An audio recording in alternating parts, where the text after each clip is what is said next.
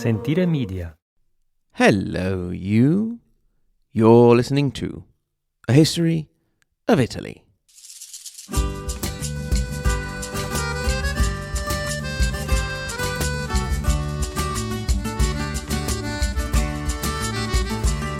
Episode 155. Venice has trouble with the neighbours. 1400 to 1416. Lascio I colli nelle valli, tra due salici piangenti, io ritrovo la speranza di un amore che ormai fu. Once again, we make our way round to the most serene republic, Venice, and wonder what they had to be so serene about, since they were always getting into a fight with someone.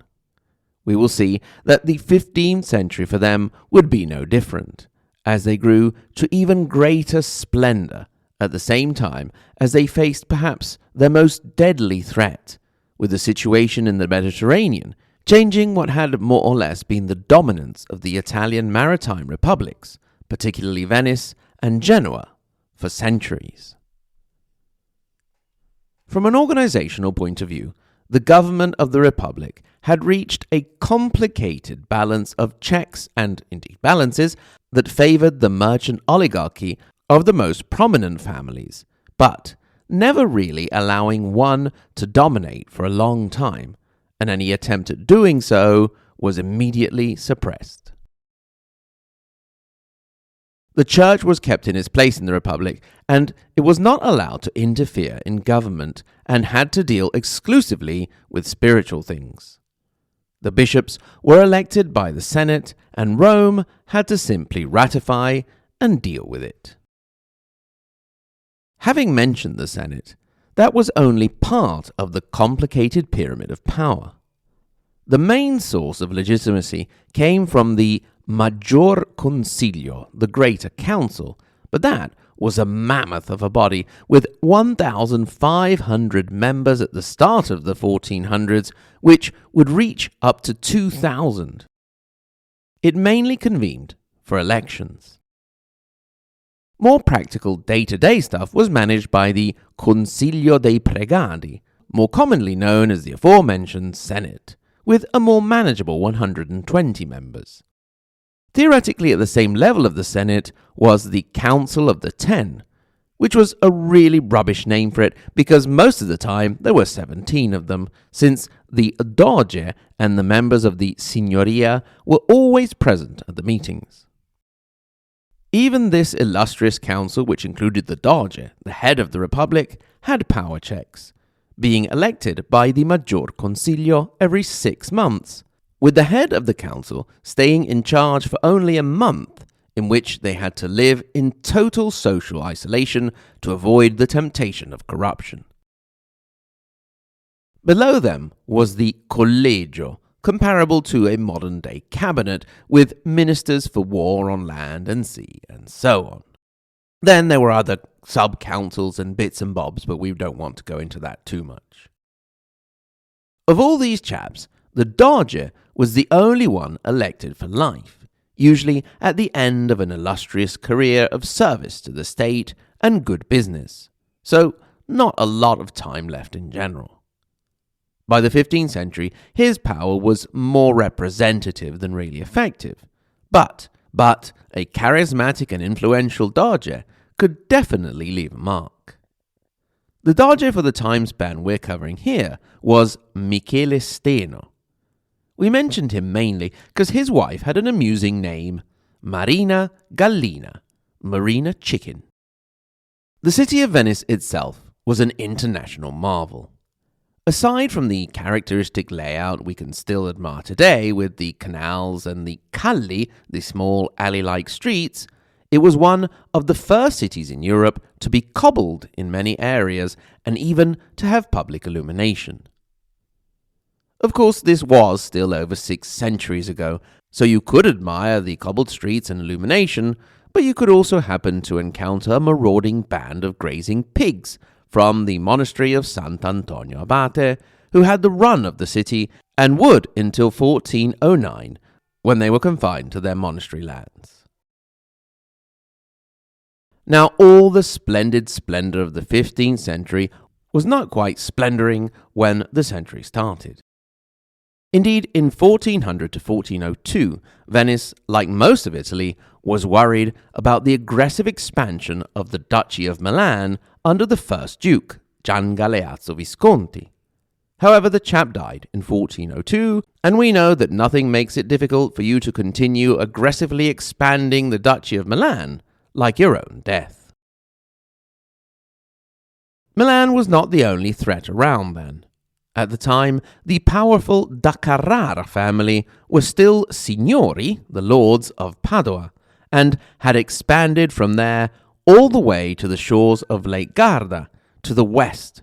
And if they turned round to the east, well, there was the Republic of Venice.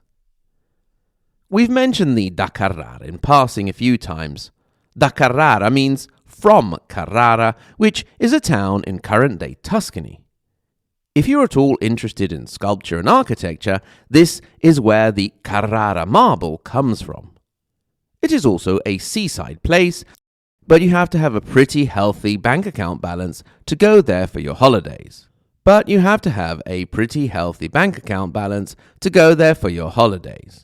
Otherwise, you might want to head for the slightly more affordable Adriatic coast on the other side. Anyway, the da Carrara may have come from there and moved east following the powerful Obertenghi overlords, or not at all, and come down following one of the Holy Roman Emperors. Indeed, the da Carrara owed their success to being chummy with the Holy Roman Emperors, particularly Henry IV, the arch-enemy of the Countess Matilda, Frederick Barbarossa, and Henry VI. The da Carrara had come to power in Padua in 1318 with a procedure similar to that of many other signorie, or hereditary fiefdoms in Italy. They started out as rural landowning nobility, were forced to urbanize due to the rising power of the commune, and then at a certain point managed to take control. In the case of the da Carrara, the communal authorities actually gave them power by acclamation during a period of crisis in the wars against the Della Scala of Verona that had started in 1312. The first signore was Giacomo I da Carrara, who managed to get Padua out of a tricky spot with diplomatic ability, calling in the Habsburg Dukes of Austria to help against Verona. Padua was one of the last communes to move to a hereditary signoria, and it is interesting that this happened peacefully by acclamation, kind of like with the Galactic Republic when power was handed over to Senator Palpatine. Over the next 87 years, with some moments under the Della Scala and some under the Visconti, the da Carrara managed to build up quite a considerable regional power, covering a series of cities in the Veneto area. Then came the clash with Venice. In 1405, Padua was under siege by Venice when an epidemic of plague broke out in the city, forcing them to surrender. The last da Carrara ruler, Francesco Novello, and his two sons were captured by the Venetians and later strangled in prison, just to make sure. Another dangerous neighbor for Venice ticked off the list, for now. Having mentioned the Della Scala and da Carrara allows us to introduce another neighbor who was far more dangerous for Venice. Indeed, the lands of the two families were nominally under the territory of the Holy Roman Empire, and the emperor at the time, although he was still lacking a crown, was Sigismund of Luxembourg. He was a big deal in this period, especially since he had been around for ages in this period and would be for another almost 40 years. He had been king of Hungary and Croatia since 1387, king of Germany starting in 1410, and later king of Bohemia. Hungary and Venice had been squabbling over land, and particularly Dalmatia, along the coast of modern-day Croatia, for centuries now, due to its strategic importance with Adriatic seaports and as a source of wood for ships. At the start of the 15th century, it was controlled by Hungary, and Venice was paying a hefty tribute to them. But the Republic was not going to let it rest. They suddenly stopped paying tribute and started to support Ladislao of Naples, who had a claim to the Hungarian throne, and in 1402 started a campaign in Dalmatia, occupying some cities that he would later sell to Venice. War broke out, with King Sigismund also attempting to hit Venice where it really hurt, their purses, with a trade war in which they tried to box in Venice from two sides and blocked off mountain passages, also promoting brigand activity against Venetian merchants. The War of 1411 to 1413 didn't go so well. Venice lost, and were forced to hand over Aquileia and Udine, for a while at least, before eventually getting them back. This clash with Hungary allows us to mention an interesting character fighting on the Hungarian side, an important Hungarian nobleman, a count known in Italy as Pippo Spano. The interesting thing is that he was not Hungarian at all. He was a Florentine, Filippo Buondelmonti degli Scolari. You super attentive listeners may be getting a little buzzing in your brain hearing the name Buondelmonti. It was one of the very early examples we mentioned with regard to factional fighting in Florence back in episode 77, when we were at the start of the 13th century and saw the story of Buondelmonti and the wedding insult. Anyway, Pippo Spano had migrated to Hungary in the service of a Florentine merchant and made quite a name and position for himself, thanks also to a strategic marriage which had made him a count. As well as a merchant, he was also a successful condottiero, a military leader. He was known for his particular cruelty. For example, he would take and release prisoners, but not before cutting off their right hand so they could no longer take up arms. That is the guy that Venice lost to between 1411 and 1413. Actual hostilities would not break out again, but Sigismund would continue to attempt a trade war on and off until the 1430s. By that time, the two contenders, Hungary and Venice, had realized that they both had a lot bigger problem to deal with: the Ottoman Turks. You can't really say that Venice had been best buddies with the Turks, but the practical, business-minded Venetians had managed to get along with them. The year 1416 would change that relationship and set the scene for Venice's resistance to the Ottoman expansion for all of the 15th century. Sometimes with support, but a lot of the time on her own. Grazie mille, thank you very much for listening, and thanks in particular to my lovely Patreon supporters, starting with the first half of the Margherita Hack and Galileo Galilei level.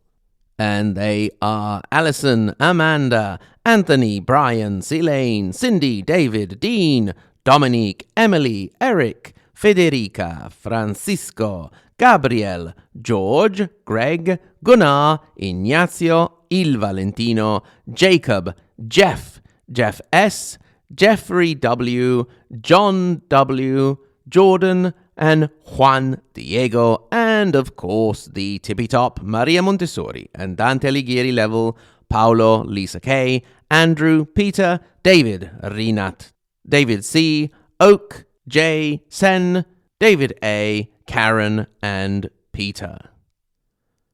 If you'd like to get in touch, please do so, hello@ahistoryofitaly.com, or go to our social media on Twitter, Instagram, or Facebook. Once again, thank you very much for listening, and until next time, arrivederci.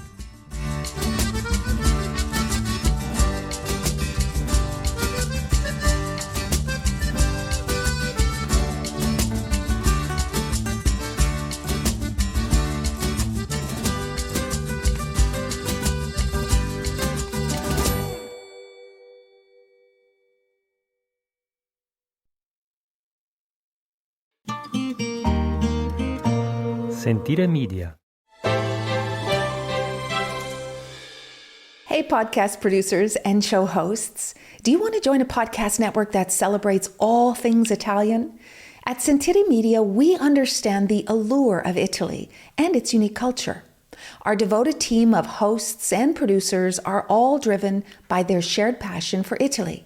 And we work tirelessly to create the best lifestyle podcasts and content that will whisk you away to the very heart of Italy. With us, you can savor the mouth-watering flavors, get lost in the stories from the past, break down the cultural barriers, and truly immerse yourself in the vibrant traditions of this intoxicating country. If you have a great podcast idea or are already in production and would like to join Sentire Media, head over to sentiremedia.com, that's SENTIRE media.com, and find out how to submit your show.